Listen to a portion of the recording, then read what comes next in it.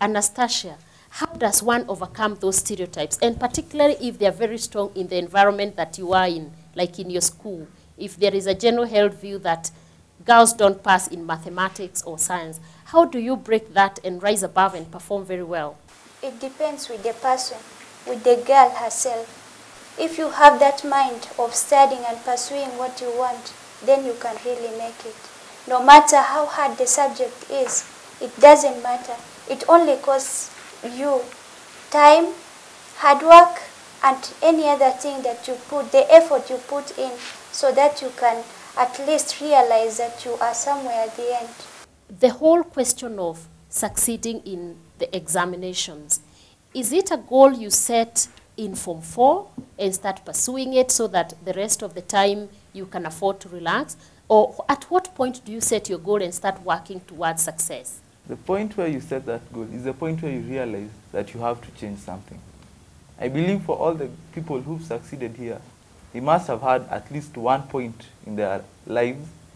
They sat down and they realized that, for sure, from where I am, I won't get to where I'm going. There's something I have to change. There's something I have to do differently. And you see, for some people, they may make that choice early in Form 1, and they work with it all the way to Form 4. But I'd say there are people who realize it even later on in life. But I wouldn't want to discourage them. I'd tell them, from that point you realize that you need to refocus and change everything and go back and start again. That is the point that will make all the difference for you. You cannot, someone said that the best time to plant a tree was 20 years ago. The second best time is now. So if you haven't done it by now and you realize this is the time, then there is no other time for you to do it. It's just now. Lydia, yes. I want you to share with us your opinion about the place of the teacher in the student's academic journey and what role you found the teacher playing in your success. My teachers, I can say, were very key to my success because my teachers are the ones who encouraged me. They're the ones who kept pushing me to do this, kept pushing me to work hard.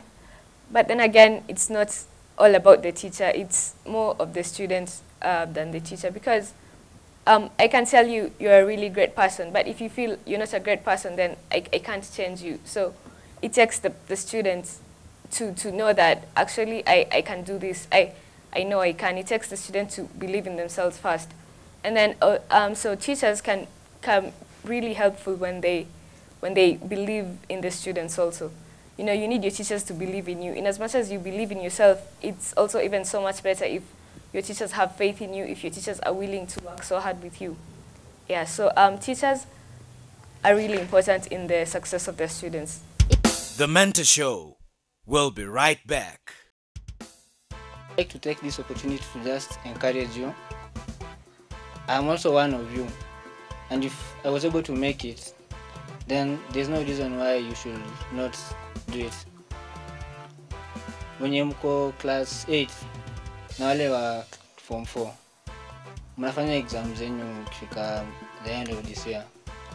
I'd like to encourage you, mkifika shule, work hard, then maybe in the next, kabla nitoke Harvard, make sure that nione mwazi yenyu huko.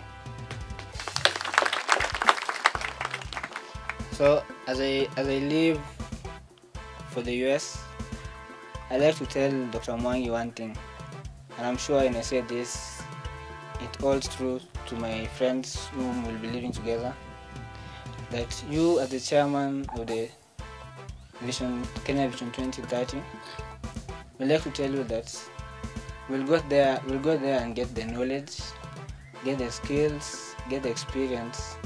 Then once we come back, we'll be the ones to actualize the Vision 2030 into a reality. Wow, I'm going to Harvard. Sometimes I can't believe it. It's amazing. It's a feeling of victory, of knowing I wanted this and I went for it and I actually got it. But at the same time, it also means that I know that from now onwards, I'm going to have to even put in more, and I'm going to have to take what I learned here and, you know, keep it close to me and always have it with me when I go there. I'm really excited about it, and I'm geared up for the challenge that the next 4 years will be. First and foremost, I'd have to admit it's it's okay. In as much as I can say I worked hard for it, at the end of it all, I feel like I have been blessed a lot, and I tell them to always remember that at the end of it all, they have to remember to put God in their thoughts and in whatever they do. And I'd also tell them that whatever it is you're doing, we're not all suited for a particular field. That's why we have scientists and economists. But whatever it is you choose to go into, whether even if it's teaching or anything, that the key thing is to go at it with all your heart and to just enjoy it and to give it the best that you can. From a class leader to a world leader, this is the Mentor Show.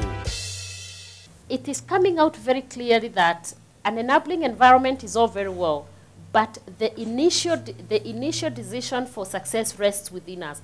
All other factors can only aggregate or congregate to support that fact. Who can have a go at this one? The issue about environment, I believe that an environment can really affect your mind and the whole setting of making you pass. But what I really believe is that we have the capacity to change things. We are given that creativity by God in order to make our surroundings work for us. In the African savannah, we have the lions and the gazelles. Every day, the lion wakes up knowing that he has to run faster than the slowest gazelle, or else he'll starve to death. Or the gazelle also wakes up knowing that he has to run faster than the fastest lion, or else it will be eaten to death. Meaning that they know their environment, and therefore they have to act in a way that in the long run will make them have the advantage over their environment. What is the role of role models in determining how successful we are in our exams? I would say that a role model is a person whom you focus, you see where he has reached. For example, in the guy who topped in our school in 2007, his name was Kimani John, and he went to Harvard. And that was really a good news to us when it was introduced to our principal. And I said, if this is Kimani, he has studied in this school, and we have seen him read, interact with others, being taught by the same teachers who taught us. Why not me?